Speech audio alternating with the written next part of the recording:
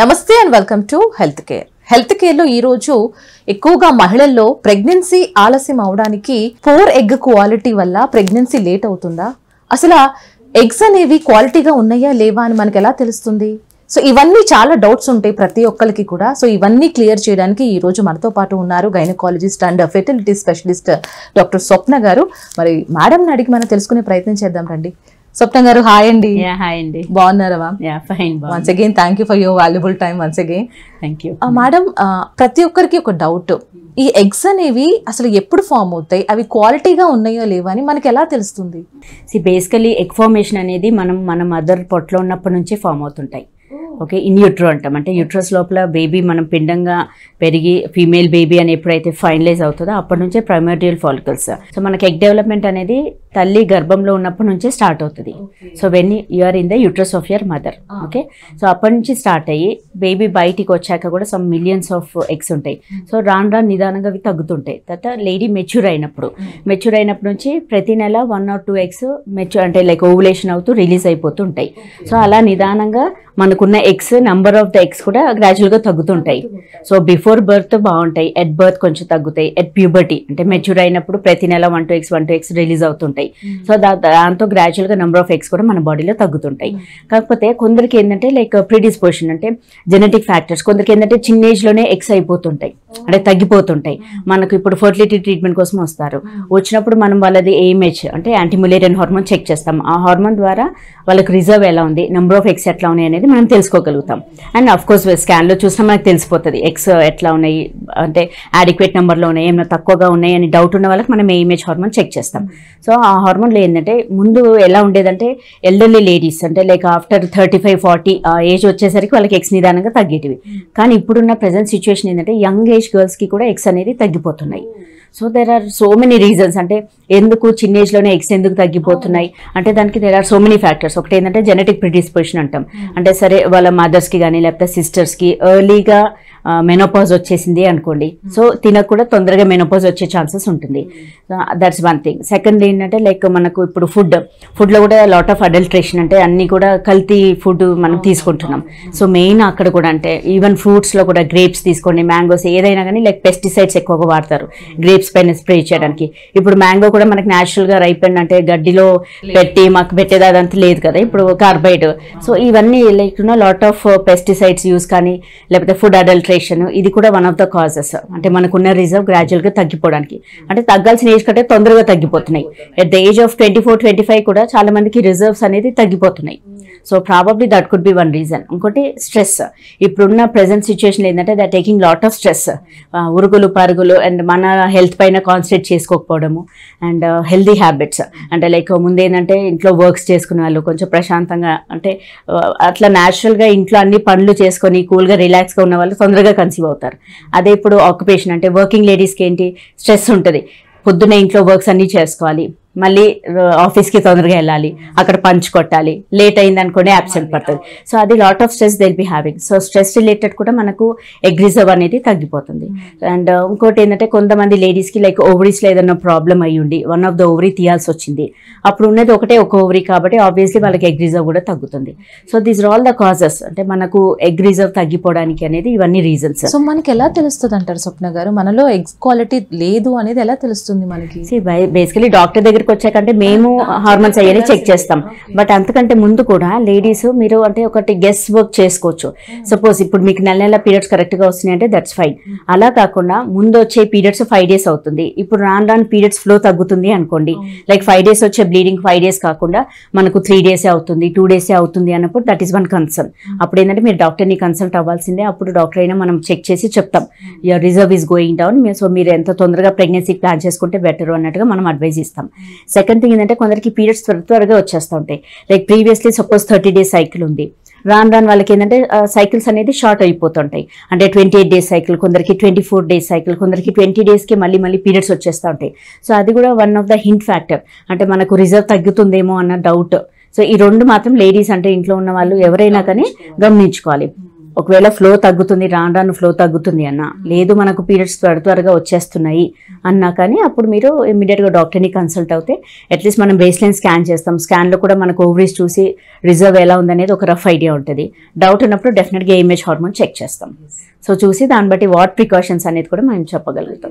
కానీ మ్యామ్ మీరు అన్నట్టు ఎంగేజ్ వాళ్ళు కూడా ఈ ఎగ్స్ గురించి, క్వాలిటీ గురించి బాగా అంటే ఇక ఫ్యూచర్లో పిల్లల హెల్తీ బేబీస్ కోసమే మన ఆడవాళ్ళు ఎక్కువగా ఎక్స్పెక్ట్ చేస్తాం కాబట్టి ముందుగా మనం ఈ హెల్త్ని గుడ్ క్వాలిటీగా ఉంచుకోవాలంటే ఎగ్స్ని ముఖ్యంగా ఏం ప్రికాషన్స్ తీసుకోవచ్చు అంటారు? అంటే కొన్ని మన చేతిలో ఉంటాయి, that we can take some precautions. కొన్ని అవుట్ ఆఫ్ హ్యాండ్స్. అంటే సపోజ్ జెనెటిక్ ప్రిడిస్పోజిషన్ ఉంది, family history already early menarche early menopause అలా ఉంటే మనం ఏం చేయలేము. బట్ అట్లీస్ట్ మన సైడ్ నుంచి ఏంటంటే first of all most important life style modification.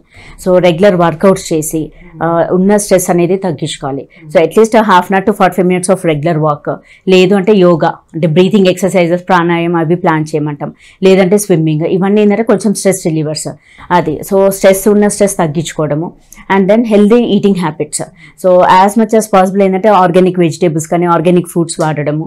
And ఇంకా పెస్టిసైడ్స్కి కూడా ఇప్పుడు మనకి పెస్టిసైడ్ క్లియరెన్స్ సొల్యూషన్స్ వస్తున్నాయి, అవి వాడుకోవడము.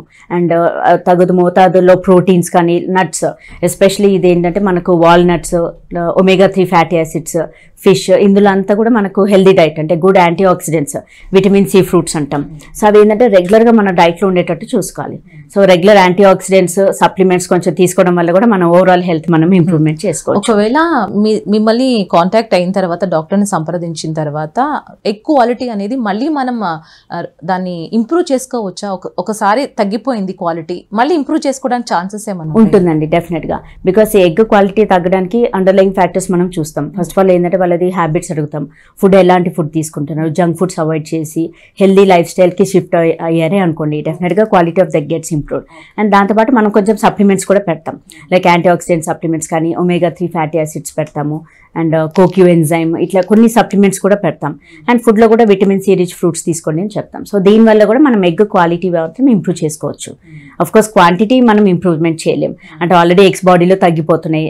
ఉన్న క్వాంటిటీ మనం ఎంత పుష్ చేసినా కానీ క్వాంటిటీ అయితే పెరగదు.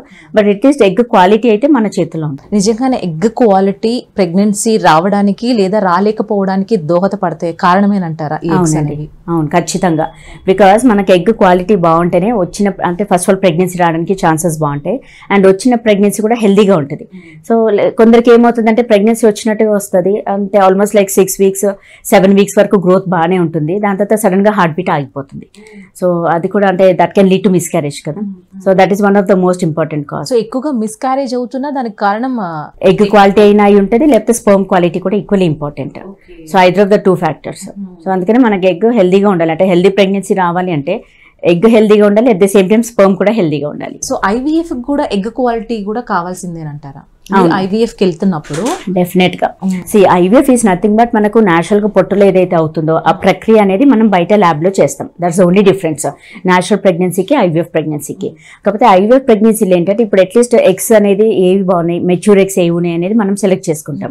Of course mature eggs select చేసి మనము స్పర్మ్ కూడా గుడ్ క్వాలిటీ స్పర్మ్ ఇంజెక్ట్ చేసినా కానీ 100% అది ఫర్టిలైజ్ అయ్యి 100% అది ఎంబ్రియో లాగా ఫామ్ అవుతుందని గ్యారంటీ ఇవ్వలేము. So many factors are involved అందులో కూడా. But as much as possible మనకు ఈవెన్ IVF ప్రెగ్నెన్సీలో కూడా అన్హెల్దీ ఎగ్స్ ఉన్నా లేకపోతే ఇమ్మెచ్యూర్ ఎగ్స్ ఉన్నా కానీ వాటిని మనం ఫిల్టర్ అవుట్ చేసుకోవచ్చు. అండ్ లాస్ట్ ఎపిసోడ్లో మనం చెప్పుకున్నట్టు ఎగ్ ఫ్రీజింగ్ గురించి కూడా చెప్పుకున్నాము. సో ఎగ్ ఫ్రీజింగ్ అనేది సేమే ఉంటుందా మేడం ప్రతి ఒక్కరిలో? అవునండి. ఇప్పుడు ఏంటంటే చాలా మంది మనకు ఇప్పుడు లేట్ మ్యారేజ్కి ప్లాన్ ఉన్నా, లేదు మ్యారేజ్ అయినా కానీ ప్రెగ్నెన్సీకి ఒక 4-5 years అయితే ప్లాన్ చేస్తున్నాము అన్న వాళ్ళకి ఏంటంటే అప్పుడు యంగ్ ఏజ్లో ఉంటారు కాబట్టి ఆ టైంలో వాళ్ళు ఎగ్ ఫ్రీజింగ్ చేసుకోవడం బెటర్. ఎందుకంటే అప్పుడు డెఫినెట్గా quality of the egg will be better.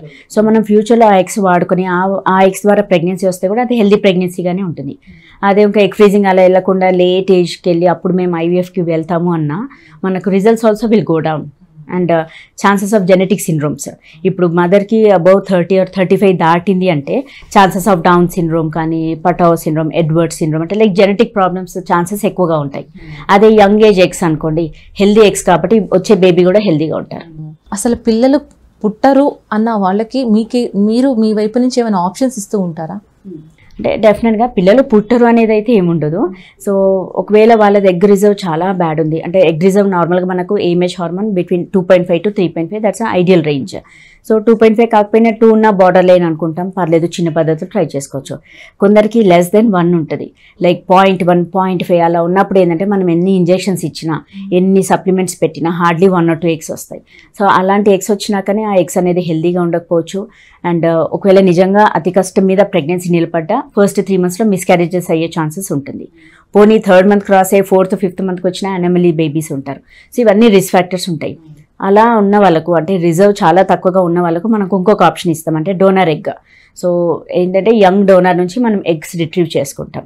So దానికి ఏంటంటే వైఫ్ అండ్ హస్బెండ్ ఇద్దరు కన్సెంట్ ఇచ్చి వాళ్ళు ఓకే అని పర్మిషన్ ఇచ్చాక అప్పుడు మనం డోనర్ ఎగ్ అనేది ఆప్షన్ ఇస్తాం వాళ్ళకు.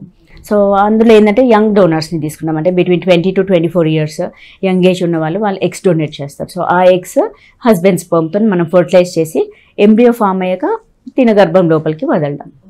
So that is one more option. And ఇప్పుడు మనం అనుకుంటూనే ఉన్నాము ఈ జనరేషన్లో ఎక్కువ స్ట్రెస్కి గురవుతున్నాం, లేట్ మ్యారేజెస్. సో ఆ మహిళ ప్రెగ్నెన్సీకి అర్హురాలు కాదు, సో ఇటువైపు పార్ట్నర్కి పిల్లలు కావాలి.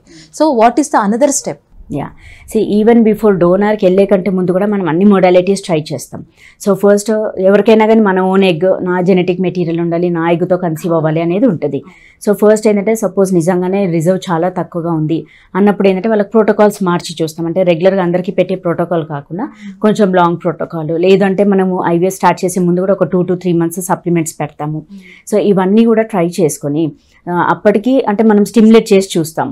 సో స్టిమ్యులేట్ చేసి మనకు ఎగ్స్ ఎట్లా వస్తున్నాయి అనేది చూస్తాం. అట్లీస్ట్ మనకు సెల్ఫ్ సైకిల్ అంటే వాళ్ళ ఎగ్స్తో కూడా మనం ట్రయల్ ఇస్తాం. డైరెక్ట్గా కూడా డోనర్ ఆప్షన్ ఎవరికి ఇవ్వము అండ్ ఎప్పుడు ఇవ్వము, straight away we cannot give that option.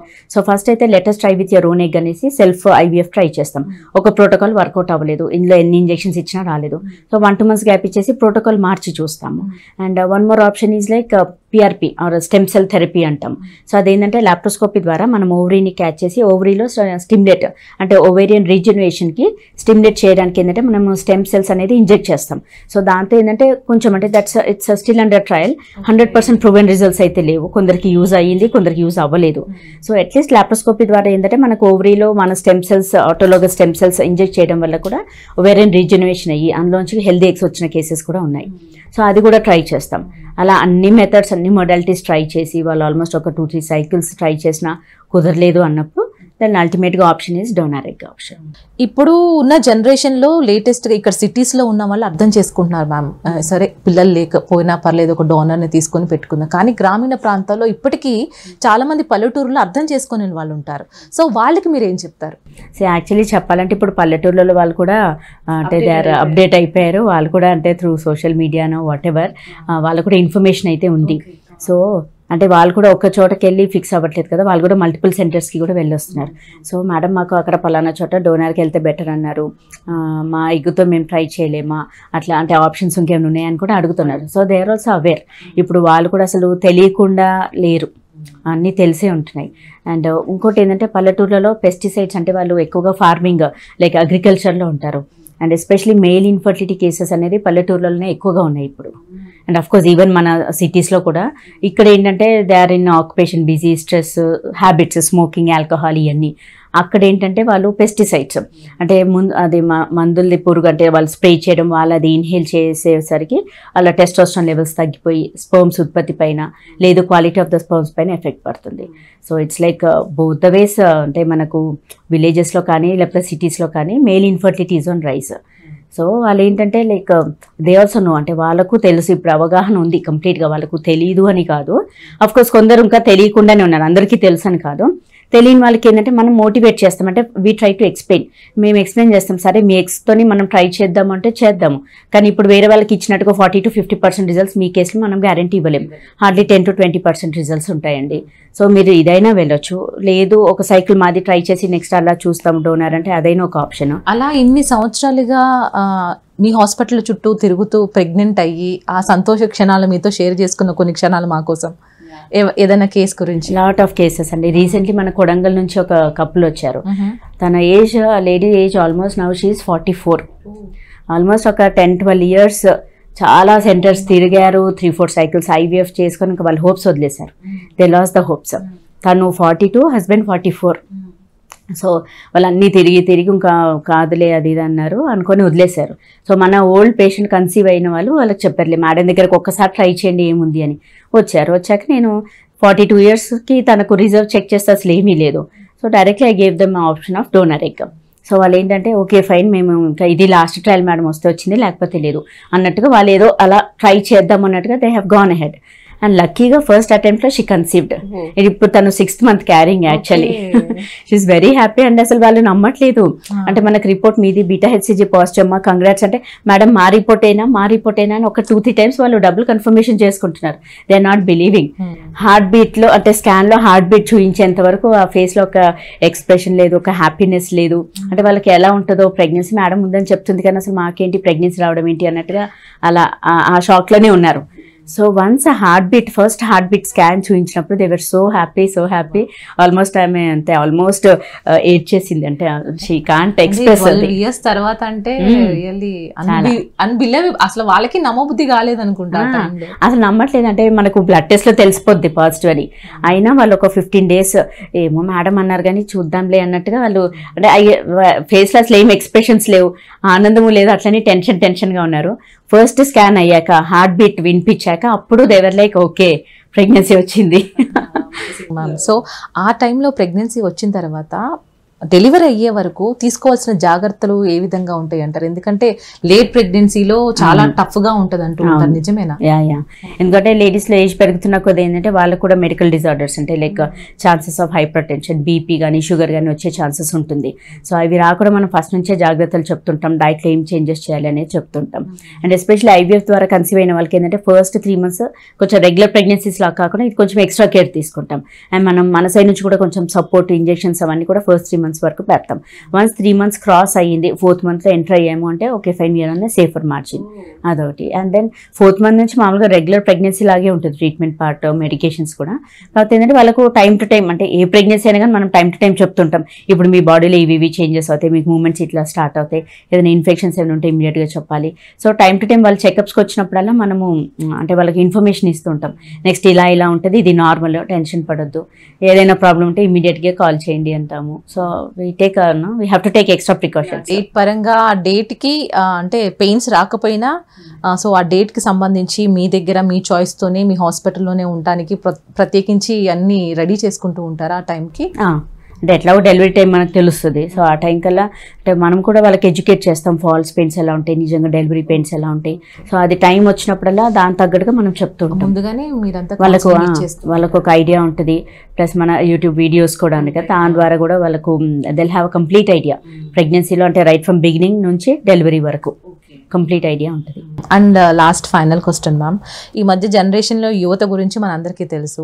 So హెల్తీగా ఉన్నప్పుడే హెల్త్ని స్పాయిల్ చేసుకునే జనరేషన్లో ఉన్నాము. అటు మీరు అన్నట్టు ఇందాక స్మోకింగ్, ఆల్కహాల్ విషయానికి వస్తే నేను అడగడం మర్చిపోయాను. సో దీనివల్ల కూడా మన క్వాలిటీ ఎగ్ మీద ప్రభావం పడుతుంది? 100% ఉంటుందండి.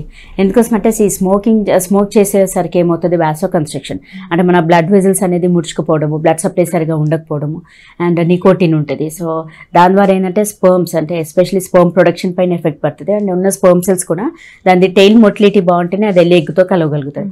ఈ స్మోకింగ్, ఆల్కహాల్, వీడ్ ఇట్లాంటివి కూడా చాలా మంది తీసుకుంటుంటారు. అది తీసుకోవడం వల్ల ఏంటంటే మనకు స్పర్మ్ మొటిలిటీ అంటే కదలిక పైన ఎఫెక్ట్ పడుతుంది. At the same time quality అంటే మార్ఫాలజీ, వీరకణాలు ఉండాల్సిన షేప్లో కాకుండా దానికి హెడ్ దగ్గర డ్యామేజ్, లేకపోతే నెక్ పీస్ డ్యామేజ్, లేదంటే టెయిల్ సరిగా మూవ్మెంట్ లేకపోవడము, అలా ఉండేసరికి ఆ స్పర్మ్ సెల్స్ వెళ్ళి ఎగ్గుతో కలవడానికి ఛాన్సెస్ చాలా తగ్గిపోతాయి. So that's on the male side. Even lady side నుంచి కూడా మనకు స్మోకింగ్ ఇవన్నీ ఎక్కువగా చేసిన వాళ్ళకి ఎట్లా ఉంటుందంటే హార్మోనల్ ఇంబ్యాలెన్స్ ఎక్స్పెక్టెడ్.